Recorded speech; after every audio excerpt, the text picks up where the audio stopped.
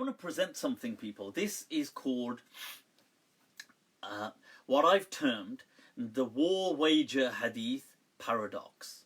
Okay, now what is this hadith paradox, and why does this show that hadith dogmatism is kind of unacceptable?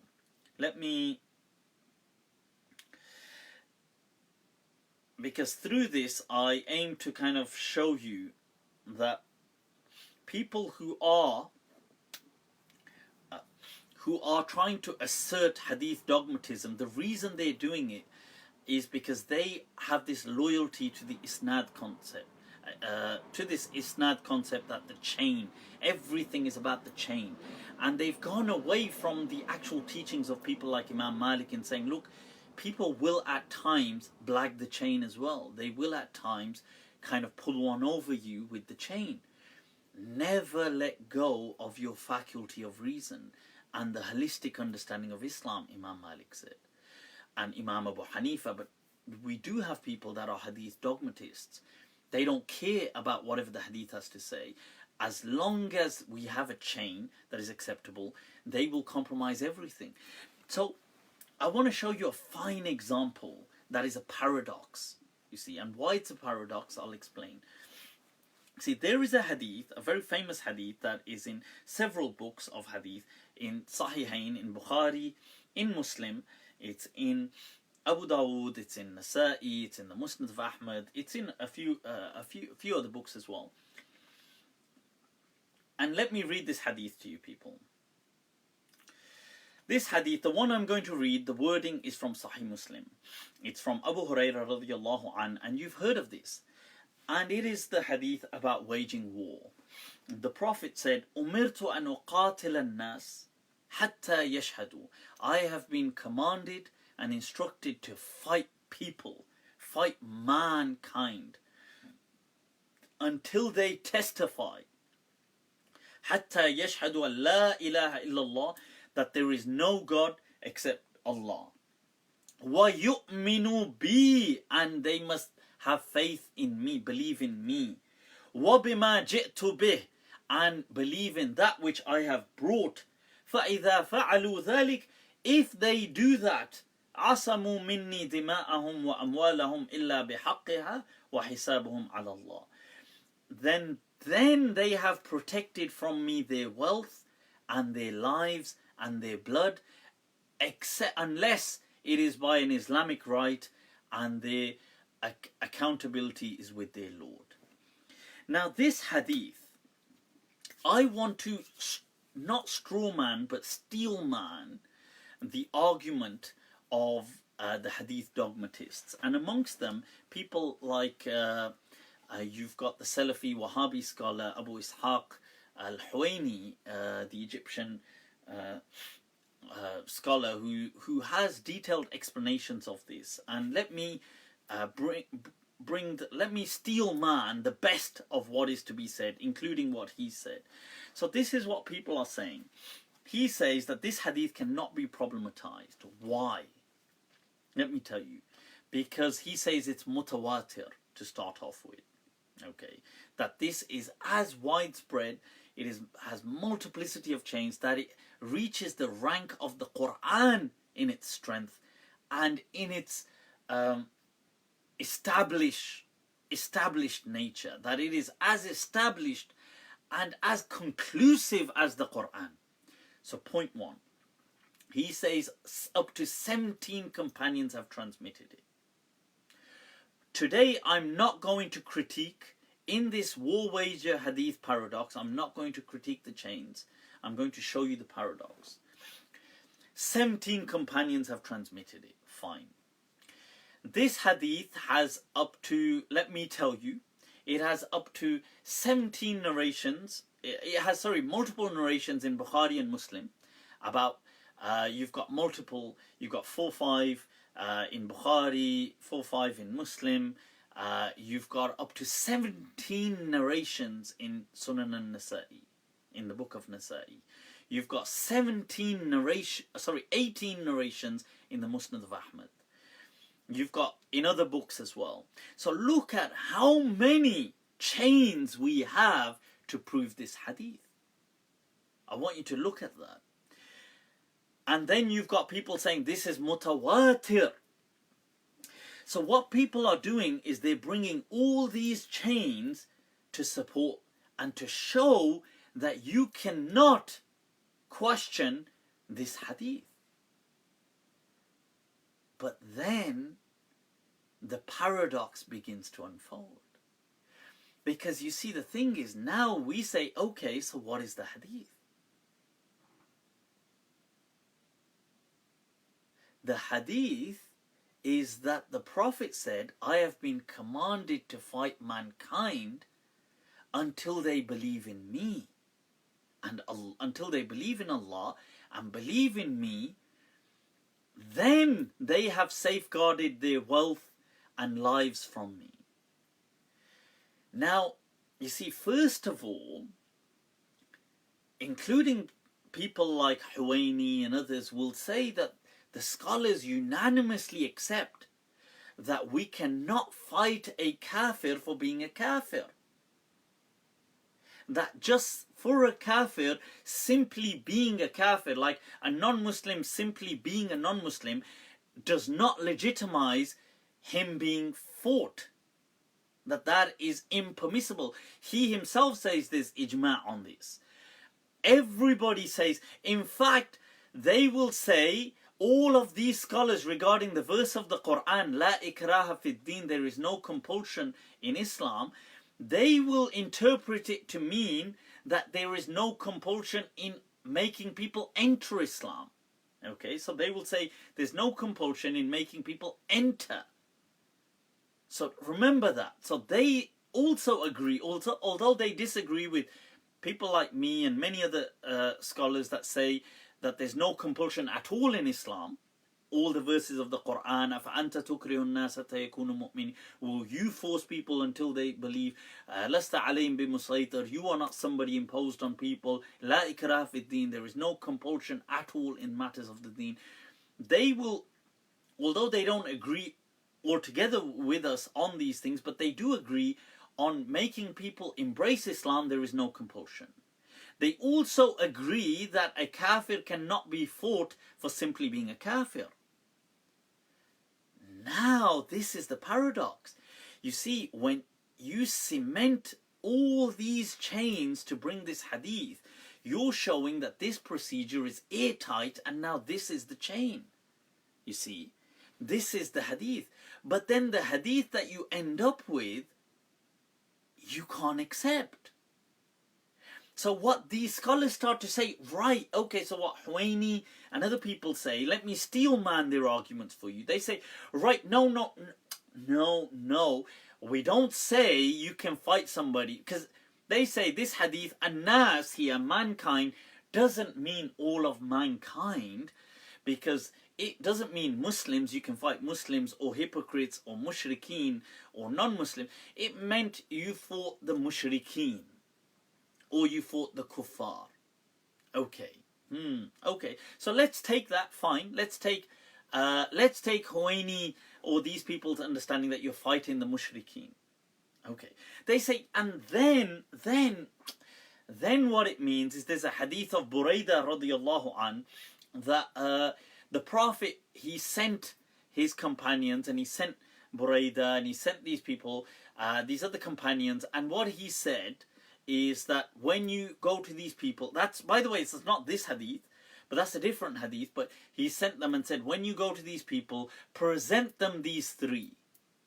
That you can either embrace Islam, if you accept that, then come with us, or you can stay where you are as Muslims, or you can pay the jizya. That these kind of three conditions were put forward to these people. So they say, fine, that's what the hadith is talking about. That you can, so basically we're going to fight, I've been commanded to fight them, but in that hadith it applies. But what? No. Let's read this hadith. Let's read this hadith. This is in Sahih Muslim, and this hadith, remember, is mutawatir according to them. So the chains that could not make a single mistake in its representation. And it reads, I have been commanded to fight people, nas, mankind, until they testify and believe in Allah and they believe in me. Believe, look, fight them until they believe. So there is coercion in entering the deen. Even though these people, everybody accepts there's no coercion in entering the deen. And they must believe in what I have brought, and then their lives and blood and wealth is safeguarded from me. Now the problem is they say, no, but this content of this hadith, no, it doesn't. What it means is that, yes, we will fight them, but they have an option to pay jizya. You see, and that is the paradox, because what they've done is, it's a person who is building an airtight container, but the only way to build it is from the inside, and by doing it they self-suffocate. Because the paradox in this example, people, is that, well, if the net result which we have is that the Prophet saying, I have been sent to fight mankind, and the only way they must believe to save their lives, if that net result is incomplete or insufficient, inadequate, lacking, misrepresenting, which they all agree it is, then that shows that the preservation practice is also lacking. You see, and that's the paradox. Because since this was supposed to be, remember, it's in Sunan al-Nisa'i, there's 17 narrations. In Musnad of Ahmad, there's 18 narrations. There's 4 narrations or more in Bukhari, and 4 or more in Muslim, and it's mutawatir, and there's 17 companions. And so this is supposed to be on lock. This is supposed to be so tight. Yet it's supposed to be bulletproof, bomb-proof. It's supposed to be airtight. Yet the result we have is something that people are saying, no, nas here doesn't mean mankind. No, it can't mean mankind. Everybody seems to accept that to take this hadith literally, or not even literally, take this hadith with what it means, is unacceptable. In fact, that is exactly what ISIS did. You can't fault them. They took this hadith literally. Not literally, they just took the hadith. It's not even about literally. That is what the hadith reads as. Most Muslims never accept this hadith. Including the Salafiyah, including Huwayn, including all these people, do not take this hadith. They say, yes, but the hadith can't mean that because we don't accept. So if it lacks, because you think if something was so airtight, then surely what it preserved ought to have been a perfect preservation. Rather than saying, no, nas doesn't mean this doesn't mean this, no, but that one hadith of Buraidah or something is really what qualifies this whole mutawatir thing now. You see, and so what they did by solidifying all these chains, they created a paradox, because now all these chains and mutawatir narrations ought to show, well, you ought to accept this. And since that's faulty, the paradox is that, well, so must the system be lacking. The system must be inconclusive and not mutawatir and faulty. And the only way you can let go of this is truly to also challenge that it is never conclusive. It is like, people, the old tale of catching the monkey by leaving some some kind of sweets or whatever the monkey was interested in a pot that the monkey would kind of put his hand in. And the only way that you see, and once it grabs the bait, the hand can't come out of the pot.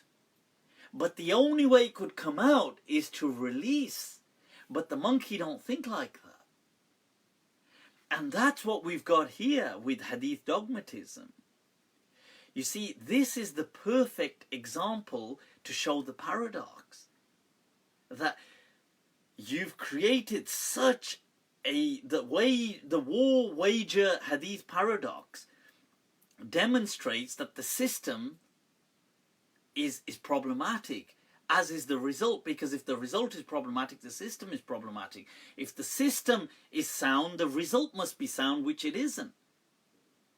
You see, so with that, people, I present that to you. It's a bit like, you see, they're stupefied because whatever, if you ask them, their result is like, it's like the paradox, people. I don't know if you've come across the crocodile paradox, but the crocodile paradox is where the parent, it's the mother, has had in this story, in this story, the mother has had its child kidnapped by a crocodile. And the crocodile, one that has surprisingly reasoning faculties, decides to give a chance to the parent. And it says, says to the mother, I tell you what, if you can tell me what I'm going to do with this child, I will, if you get it correct, right, I will give you the child. You see, so the mother was about to say, well, I hope you'd let the child go. But then the mother realizes and says to the crocodile that you're going to eat the child. Like you will not give the child.